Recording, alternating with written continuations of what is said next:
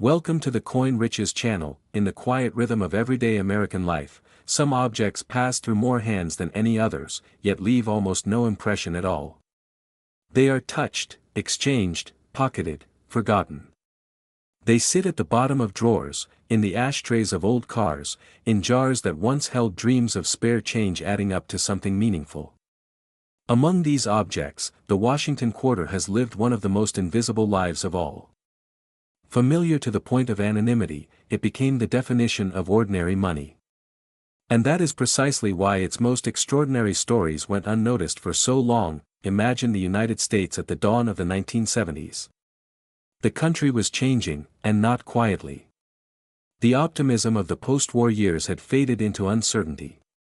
Families watched the evening news with a sense of unease as headlines spoke of war, protest, inflation, and a shifting national identity. In that world, coins were not collectibles. They were tools. They were gas money, parking meters, phone calls, and grocery carts. No one paused to admire them. No one imagined that one of these coins, struck during that unsettled time, would one day demand attention far beyond its humble beginnings. The Washington quarter had already been part of American life for nearly 4 decades by then. Introduced in 1932, it was meant to honor George Washington on the bicentennial of his birth, but it quickly became something more practical than commemorative. It became routine. By 1970, its design was so familiar that most people could recognize it by touch alone, without even looking. The profile of Washington, stern and dignified, had blended into the background of daily commerce. The eagle on the reverse stood firm, but unseen, as coins clinked together in pockets and cash registers across the nation. At the Denver Mint in 1970, production moved with mechanical efficiency. Dies were prepared. Planchets were fed into presses. Coins were struck in massive numbers, each one nearly identical to the last, or so it seemed. Workers focused on quotas, not destiny. Their job was to keep America's economy moving, one quarter at a time. In that industrial environment, there was no room for romance, no pause for reflection. A quarter was a quarter, and nothing more, yet history has a habit of hiding its most important moments inside routine processes. The same presses that produced millions of ordinary coins were also capable of producing something quietly different. Not different enough to stop the line. Not different enough to trigger alarms. Just different enough to slip through unnoticed, carried away in bags of coinage, destined for circulation like all the rest. The difference was subtle, invisible to the naked eye of the cashier or the commuter, but it mattered in ways no one at the time could have predicted. The 1970 Washington quarter entered circulation without ceremony. It passed from mint to bank, from bank to business, from business to consumer. It paid for coffee, newspapers, bus rides, and parking tickets. It lay forgotten on nightstands and rattled in glove compartments. It was dropped, scratched, worn, and spent again. Over time, most examples of that year would lose their sharpness, their luster dulled by decades of handling. They became survivors of use, not preservation. What makes this story compelling is not that the coin existed, but that it endured. Coins are among the most democratic objects ever created. They do not choose their owners. They travel through every layer of society. And because of that, their survival is never guaranteed. For every quarter struck, countless others were lost to time, melted down, damaged beyond recognition, or simply worn into obscurity. Survival, especially survival in exceptional condition, is not an accident. It is a series of improbable moments stacked on top of each other. Somewhere along the way, a small number of 1970 quarters escaped the fate of ordinary wear. Maybe one was tucked into a roll and forgotten in a drawer. Maybe another was set aside by someone who sensed, without understanding why, that it felt different. Maybe it sat untouched in a collection that was never meant to be valuable, only sentimental. These coins lived quiet lives, protected not by intention, but by circumstance. As years turned into decades, the world around these coins transformed. The United States moved off silver coinage for circulating quarters just a few years earlier, making the era feel like a dividing line between the old and the new. Collectors began to look back at the coins of the 1960s and 1970s with fresh eyes, not out of nostalgia alone, but out of curiosity. Patterns began to emerge. Variations once dismissed as insignificant started to matter. The idea that perfection could exist within mass production began to reshape how people evaluated modern coins. For a long time, the Washington quarter of 1970 from the Denver Mint remained under the radar. It did not scream rarity. It did not announce itself as special. And that quiet nature worked in its favor. While collectors chased older silver issues or flashy commemoratives, this coin stayed in the shadows, accumulating a kind of power that only comes from being underestimated. It waited while the standards of grading evolved, while technology improved, while knowledge deepened. Grading, in particular, changed everything. The difference between a circulated coin and one preserved in extraordinary condition is not measured in small increments. It is a gulf. Under magnification, tiny details become monumental. A single mark, invisible without careful inspection, can separate the ordinary from the exceptional. Luster, strike quality, surface preservation, and eye appeal all converge to tell a story about how a coin lived its life. For modern-era coins, achieving near perfection is far rarer than most people assume. The Washington quarter, because it was so common, was rarely treated gently. It was not protected in holders or albums by default. That means that examples which survived without significant contact marks, without loss of detail, without dulling of their original surfaces are statistical anomalies. They are not just scarce. They are improbabilities.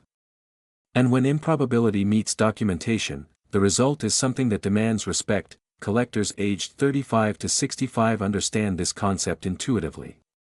They grew up handling coins. They remember when change felt heavier, when designs were consistent year after year, when money had a tactile presence. For them, the idea that something so familiar could transform into something extraordinary carries emotional weight. It challenges assumptions. It asks them to reconsider what they once overlooked. There is also a deeper psychological pull at work. The 1970 quarter represents a moment in American history when the future felt uncertain, but the systems kept moving. It is a product of resilience, of continuity. Holding one is like holding a fragment of that era, compressed into metal. The scratches and marks on most surviving examples are not flaws, they are evidence of participation in history. But the rare few that escape those marks tell a different story. They are time capsules, frozen moments from a year that shaped a generation. As whispers about exceptional examples began circulating among specialists, attention slowly shifted. This was not a sudden explosion of hype. It was a gradual awakening, driven by data, by population reports, by careful study. Experts compared notes. They examined specimens under controlled lighting. They argued, refined, reassessed. And in those discussions, the 1970 Washington quarter began to separate itself from the pack. What makes this story powerful is that it does not rely on spectacle. There is no dramatic redesign, no commemorative fanfare, no obvious hook. The power lies in contrast. A coin that once represented nothing more than 25 cents now stood as a testament to how rarity can exist inside the most familiar forms. It reminded collectors that value is not always loud. Sometimes it is quiet, patient, and waiting for the right moment to be understood, and that moment was approaching, slowly but inevitably. As the market matured, as collectors became more discerning, as fewer untouched examples remained undiscovered, the conversation around this coin began to change. It was no longer just about mintage numbers or dates.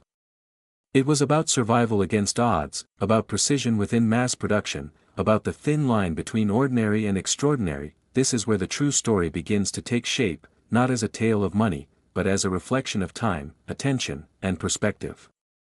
Because the 1970 Washington quarter is not important simply because it exists. It is important because for decades, no one thought it mattered. And history has a way of rewarding those moments when the overlooked finally step into the light. As the years passed, the world of coin collecting began to shift in ways few had anticipated. What was once a quiet hobby rooted in childhood albums and inherited collections evolved into a disciplined field of study, driven by precision, documentation, and a deeper understanding of how modern coins truly survive. This transformation is critical to understanding why the 1970 Washington quarter quietly moved from obscurity towards significance without ever demanding attention. One of the greatest misconceptions about modern coinage is the idea that high mintage automatically means abundance. Millions of coins can be struck in a single year, but abundance at the moment of creation does not guarantee abundance decades later, especially in high-grade condition. In fact, the opposite is often true. Coins produced for circulation are engineered to be used, not preserved. They are stacked, transported, counted, and released into environments where contact is unavoidable. Each step introduces risk. Each impact leaves a trace. The Denver Mint in 1970 was a high-output facility. Speed mattered. Efficiency mattered. The goal was uniformity, not perfection. Dies wore down over time, planchets varied subtly in surface quality, and the striking pressure, while consistent, could never be flawless across millions of impressions. Most quarters left the presses with microscopic imperfections that no one cared about at the time. Those imperfections became invisible scars that would later define their limits. When collectors today talk about exceptional examples, they are not talking about coins that simply avoided circulation. They are talking about coins that avoided contact. Contact with other coins. Contact with counting machines. Contact with the fabric of pockets and the metal of drawers. A single moment of friction can permanently alter a surface. Multiply that by decades, and the survival rate of pristine examples collapses. This is where the narrative of the 1970 Washington quarter becomes particularly compelling. Because it was not seen as special, it was not handled as special. It did not benefit from the early preservation efforts that protected earlier silver issues or celebrated commemoratives. There was no widespread movement to save rolls of these quarters in perfect condition. Whatever survived did so by chance, not design. Chance, however, does not operate evenly. It favors the unnoticed. Coins that were immediately recognized as valuable were often mishandled by overzealous collectors or poorly stored in materials that caused long-term damage. Coins that were ignored sometimes found themselves in stable environments without interference. A quiet drawer, a forgotten box, a sealed roll tucked away during a move. These are the unlikely sanctuaries that allowed a few 1970 quarters to remain remarkably intact. As grading standards matured, collectors began to reevaluate what rare truly meant. Rarity was no longer defined solely by how many coins were struck, but by how many survived in a specific state. Condition rarity emerged as one of the most powerful forces in the modern market. A coin could be common in theory and rare in reality. This shift changed everything. Under professional examination, the difference between an average uncirculated coin and an extraordinary one becomes unmistakable. Luster must flow uninterrupted across the surface, reacting to light in a way that suggests untouched metal. Strike quality must be strong, bringing out the fine details of Washington's hair, the sharpness of the lettering, the definition of the eagle's feathers. Surfaces must be free from distracting marks, not just large ones, but the tiny ticks that betray contact with other coins. For the 1970 quarter, achieving all of these attributes at once is exceptionally difficult. The minting process of the era, combined with the realities of distribution, worked against it. That is why population figures at the highest levels are startlingly low. Not because the coins were not made, but because they were not meant to survive this way. Collectors in the 35 to 65 age range often bring a lifetime of experience to these evaluations. They remember handling rolls of coins from banks. They remember when change was something you carried every day, not a novelty. This lived experience gives them an intuitive understanding of how unlikely true preservation really is. When they see a 1970 Washington quarter that looks as though it was struck yesterday, they understand what that implies without needing to be told. There is also a powerful emotional dimension to this realization. These collectors are not just buying metal. They are reconnecting with moments from their own lives. The early 1970s were years of transition, uncertainty, and adaptation. The quarter from that era becomes a tangible link to a time when the country, and many of their own lives, were navigating change. That emotional resonance adds depth to the coin's appeal, turning it into something more than an object. As awareness grew, so did scrutiny. Experts began documenting known examples with extraordinary attributes. Comparisons were made. Subtle distinctions were debated. Was the strike unusually sharp for the issue? Did the luster exhibit characteristics associated with early die states? Were the surfaces truly original, or had they been altered in ways that masked flaws? These questions mattered because the answers separated legitimate rarity from illusion. The market responded slowly, but decisively. Unlike speculative frenzies driven by hype, this was a recalibration grounded in evidence. Prices did not leap overnight. They crept upward as confidence grew. Each verified example added weight to the narrative. Each absence reinforced it. The fact that so few coins met the highest standards was not a marketing angle, it was a statistical reality. Another factor that elevated the 1970 Washington quarter was the narrowing window of discovery. As time moves forward, the likelihood of finding untouched examples diminishes. Old collections are dispersed. Estates are settled. Coins that survived unnoticed for decades are finally examined, graded, and either validated or disqualified. With each passing year, the unknown becomes known. And when the unknown pool shrinks, the remaining verified examples gain significance. This process creates a sense of finality that seasoned collectors recognize immediately. They understand that certain opportunities do not repeat. Once a population is established and stabilized, growth in availability effectively stops. Demand, however, does not. New collectors enter the field. Existing collectors refine their focus. Competition intensifies around a fixed number of qualifying coins. The 1970 Washington quarter sits at the intersection of all these forces. It is familiar enough to feel accessible, yet rare enough at the highest levels to feel elusive. It carries historical weight without relying on spectacle. It rewards knowledge, patience, and discernment. These qualities resonate deeply with collectors who value substance over trend. Perhaps the most fascinating aspect of this story is how quietly it unfolded. There was no single moment when the world suddenly declared this coin important. Its rise was the result of accumulated understanding. Of countless hours spent under magnification. Of conversations between experts who trusted data more than excitement. Of a market that slowly, almost reluctantly, adjusted its perspective. By this point in the story, the question is no longer whether the 1970 Washington quarter deserves attention. The question becomes how far its recognition will go as the final pieces fall into place. When rarity is confirmed, when condition is proven, and when history aligns with demand, the outcome is rarely modest. What remains is the final chapter of this journey. The moment when quiet acknowledgement turns into undeniable recognition. The moment when numbers are no longer theoretical, but realized. And that moment, when it arrives, reframes everything that came before it. By the time the final stage of recognition arrives, it rarely feels sudden to those who have been paying attention. It feels inevitable.